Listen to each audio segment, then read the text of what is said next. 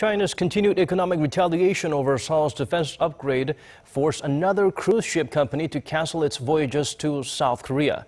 Beijing's travel ban has already resulted in the loss of well over 100,000 tourists in the cruise sector alone.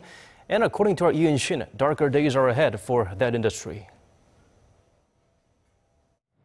Another batch of cruise ships coming from China will be skipping their planned stops in Korea.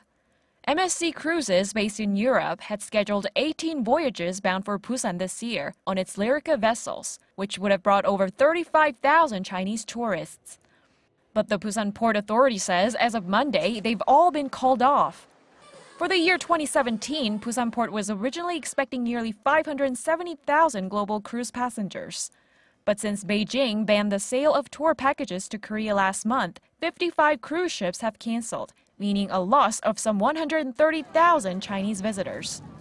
China has strongly opposed South Korea's deployment of the U.S. missile defense system THAAD, claiming its radar system could be used to spy on the Chinese military. The initial stage of the deployment began last month, accompanied by a spike in tensions between Seoul and Beijing. Since last July, when Seoul and Washington agreed to deploy THAAD, China has come up with a number of unofficial sanctions against Korea, going well beyond tourism, like capping imports and pulling the plug on Korean cultural events.